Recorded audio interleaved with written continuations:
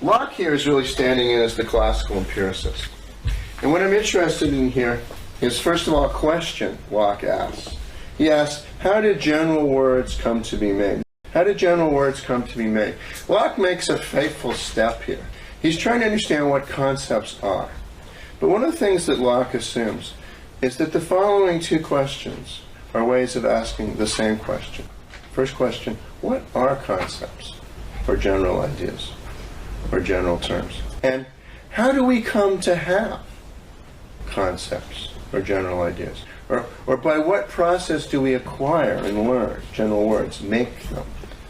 Locke assumes those two questions are the same question. Answering one gives you an answer to the other. And that is a very tempting thing to think in philosophy, even if you don't agree with the details of Locke's answer. That assumption itself is part of what Wittgenstein will be examining later. Locke gives a very famous answer to this question. He gives something which he calls the theory of abstraction. And so this is really an answer to both of these questions at once. What is the process by which we acquire general terms, come to learn concepts? By abstracting. But it also at the same time gives you an answer to the question, what are concepts? Or what do general terms stand for? Answer, abstract ideas. What it is to say something's an abstract idea has a very specific philosophical content loaded into it in virtue of this theory of how they're acquired. How does abstraction work? Abstraction works by our abstracting out everything that is particular to the circumstances of the time and place and so forth. We let things fall away. By this process of abstraction, he says, we're capable of representing more individuals than one. So Locke's thought is our initial ideas are simple ideas. They are particulars. I see somebody, I give it a name, maybe I call it Richard. That's just a name of something particular. Gato, I've got two particular ideas. Gunnar, I've got three particular ideas. I'm not going to get very far as a thinker if I only have ideas like that. I only have words that, as it were, function as proper names. So I need to arrive at something more general. I do this by abstracting from the particulars. And one feature of Locke's theory that's worth making explicit, Locke makes this explicit. People repress this by thinking it's only with some such conception that the theory of abstraction fully makes sense. These initial simple ideas are themselves pictures, Locke says, or at least like pictures. What I do when I form my initial ideas is I have a picture of this individual, a picture of that individual, a picture of that individual. Well, where? Does it mean if you open up my head you'll find a picture? No, well, they will say it's a mental picture. But some thought still is that its representational capacity vis-a-vis the individual it represents is to be understood on the model of how a picture represents a thing it represents. How is that? Well, we're told resemblance. The picture resembles, in some sense copies, the pictures of a thing. It's a good picture. It contains all the determinacy and detail the thing itself does. Then if we want general ideas, we need to leave those out, all of that detail. So the thought is the baby's first word might be something like mama. What does mama mean? Well, it means a particular idea. What is a particular idea? In the first instance, it's something like a mental picture of mama. But now we want to go on and say form a concept of a mother. Maybe even eventually a woman. Maybe even eventually the concept of a person. So in doing this, Locke says, general ideas make nothing new, but they only leave out what is peculiar. So you might say that Locke's theory of abstraction is, in a certain sense, really a theory of subtraction. What we do is we collect such pictures, and we see what the different pictures have in common.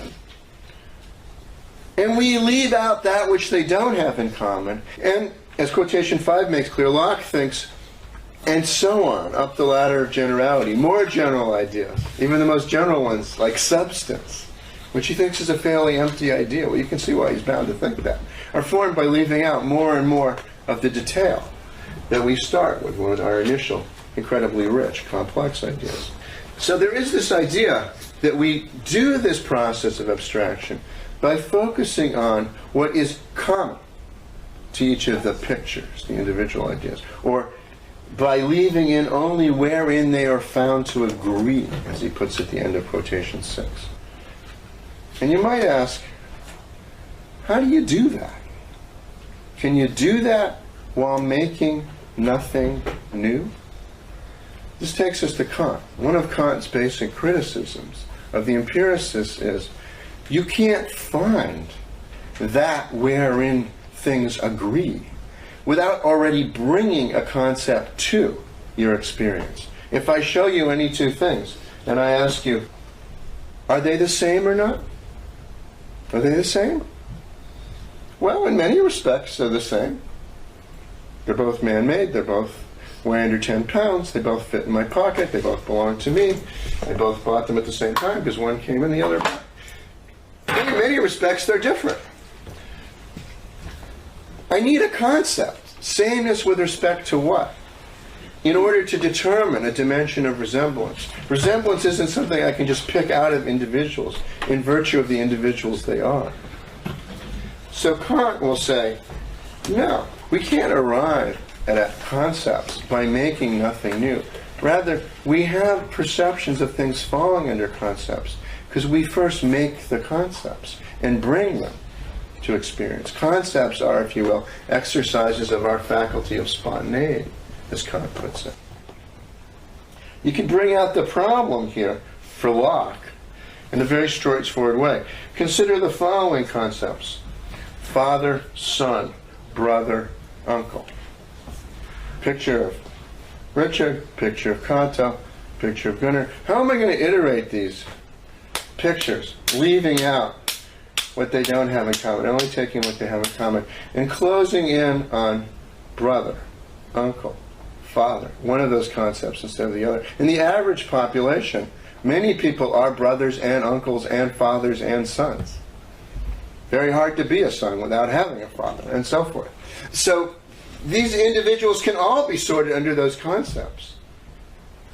It isn't as if pictures of them, iterated, will, as it were, give you a picture of the one rather than the other. Those principles of sorting themselves have to come from our first fashioning concepts, in accordance with which things are grouped. So Kant will distinguish between what he takes to be two fundamentally different kinds of representations, which Kant will call intuitions and concepts. Intuitions, Kant will say, are singular and immediate. They are exercises of our faculty of passivity. They have some of what Locke's impressions had. We experience them by sensing, and they are particulars. But part of Kant's point is, against somebody like Locke or Hume, is you can't have an impression of a mother or even mama without first having also a concept that that singular representation is related to. To experience something as mama is to be capable of judging, this is mama, which is to bring that particular under a concept. It presupposes a judgment, and that judgment involves more than the apprehension of a singular particular passively taken in. So we do need singular immediate representations like intuitions, but we also need concepts. Concepts, Kant says, are general and mediated. We never immediately perceive a concept. Concepts are always, as Kant puts it, representations of representations. They're always concerned with what things have in common, and they are therefore always have a kind of generality built into them. Even if there's only one of them, even if there's none of them, you know. The concept, people in this room over 7 feet, has the extension of 0. There are no such people. But it's still general, because we can ask, how many are there? That question is well formed. What makes it general is not, is there 0 or is there 1? But is it the kind of thing which allows for the question, what is the generality of this, the extension of this representation? Now, Kant's going to say, against the empiricists, that you can't really have cognition unless you have both. So he famously says, intuitions without concepts are blind. Singular immediate representations wouldn't be a kind of representation. They wouldn't pick out an individual. They'd be blind unless they also came together with concepts. that would allow us to sort them. And similarly, he'll say concepts are empty. They wouldn't have any content unless there were things that could in principle be sorted by them. Now, there are two issues that come up in Kant. You might think of them as two kinds of problems that come up in Kant's philosophy. The first comes up in what became a very notorious set of pages that Kant wrote, namely section 77 of the Critique of Judgment. These pages were of tremendous interest to subsequent German philosophy. There's a sense in which you can say much of subsequent German philosophy came out of those pages. Section 77 are pages from early in the second half of the Third Critique, the part called Third Critique is the Critique of Judgment. They come from the part called the Critique of Teleological Judgment. Kant's there trying to understand how we represent features of nature where our understanding of the parts seem to presuppose a prior understanding of a certain kind of whole. So understanding a certain kind of organism, an animal or a plant, seems to first involve understanding as a whole what kind of form it is and what kind of purposes it has. So to take a simple kind of example, we can make a statement like this. Horses have 4 legs, or the horse is 4-legged. When I say that, I'm not engaging in empirical generalization. Show me a horse, it will always have 4 legs. You show me a 3-legged horse, there are some. I'm not going to think, oops. Horses have 3.97 legs. Got it wrong. That's not the right thing to say. The answer is simple. We have a conception, as it were, what a healthy, thriving horse is, what the form of a horse is, such that a 3-legged horse is not a counterexample to the claim that horses have 4 legs. Our understanding of what that 3-legged horse is an expression of a life form that, properly understand, is, in its ideality, is 4-legged. Similarly with all sorts of other respects. In the summer, birds fly south. Yeah, there's some crazy little bird will head off the wrong way. What we want to understand is why that bird did that. We don't want to alter our generalization about birds. So we understand these life forms through understanding of the kind of whole they are. And the individuals that make up that whole are then understood relative to the whole. But how could that be? Kant thinks that requires our sort of mimicking a kind of understanding by first coming up with mechanical explanations that then mimic what these intentional explanations of the life forms seem to characterize. Because he thinks that, strictly speaking, our understanding of wholes always has to be understood as reciprocally related to an understanding of the parts. This is connected with his thinking that sensibility and understanding are distinct kinds of exercises that have to work a certain kind of way. Kant contrasts in section 77 of the Third Critique our understanding with another possible type of understanding, which he says there's no logical contradiction in, and we can form it to see how ours is different from that.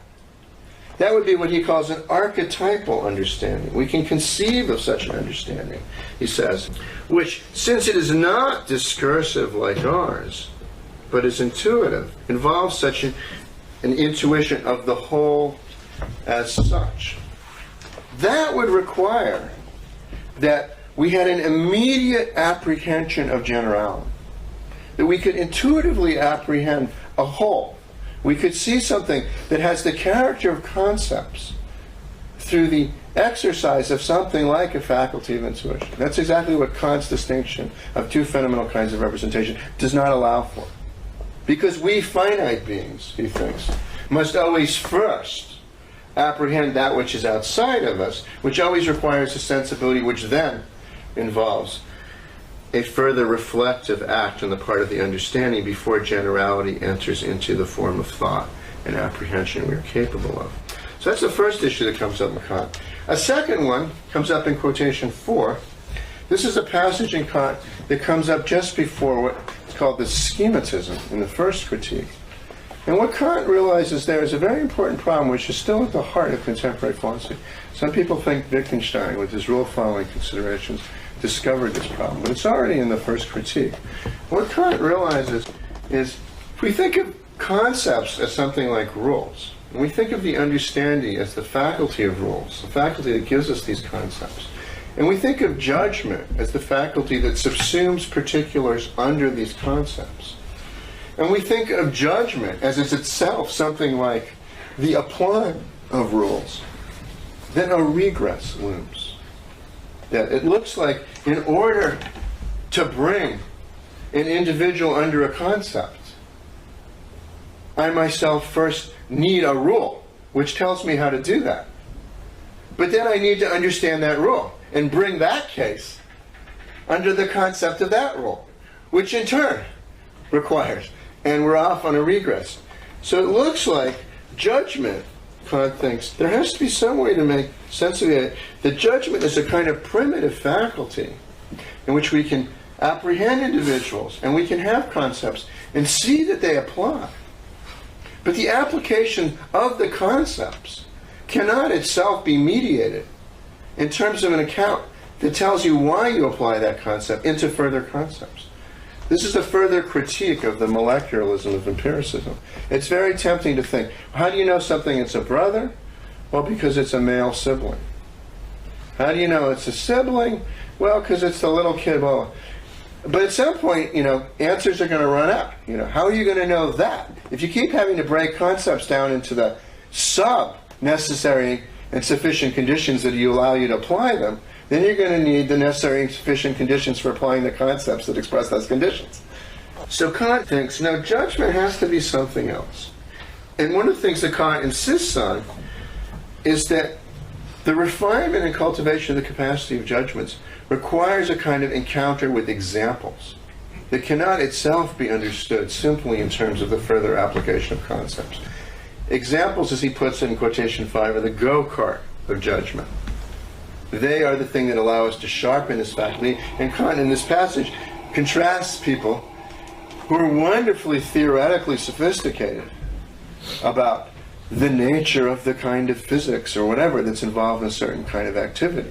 I can imagine a certain kind of professor of bicycling that can tell you exactly what Lance Armstrong is actually doing in order to be able to climb that hill, and the character of the equilibrium, and what he's doing with his body fluids, and what kind of soft breathing is required.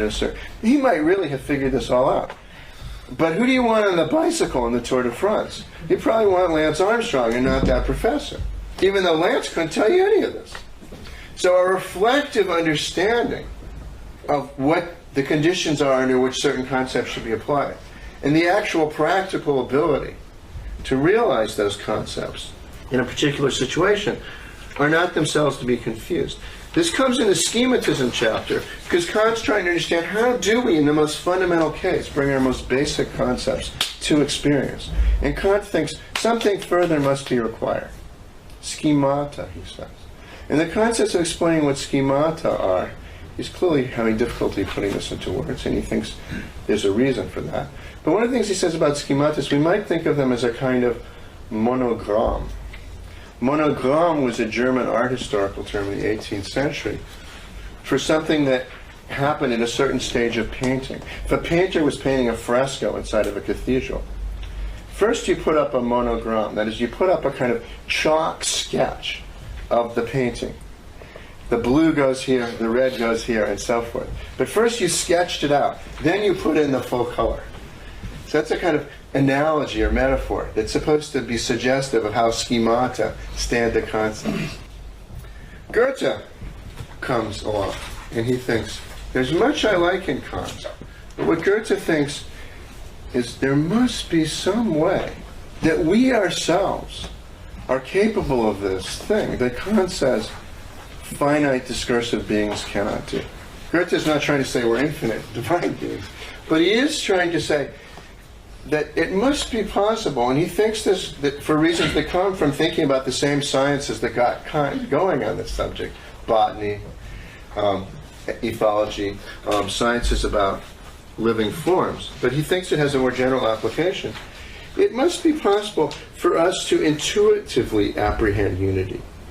It can't be that our only relation to a kind of generality or unity in an individual is the bringing of it under a discursive concept that we ourselves are bringing to experience.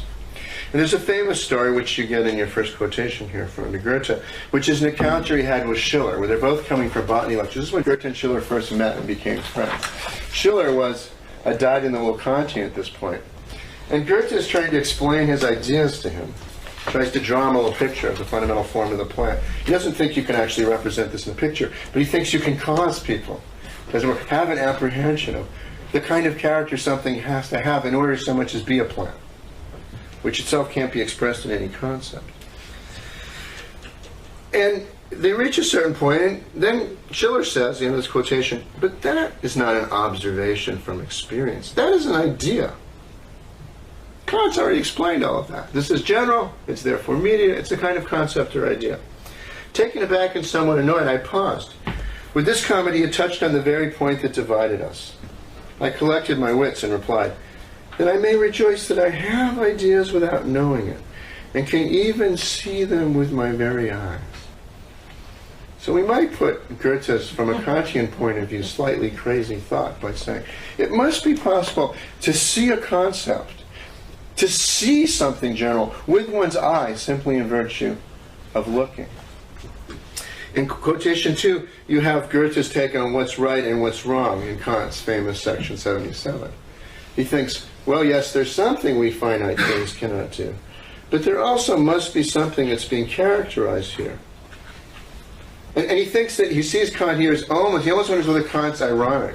He's driving us to a kind of despair by describing this possibility and saying, we cannot have it, thereby actually posing the fundamental philosophical problem rather than solving it.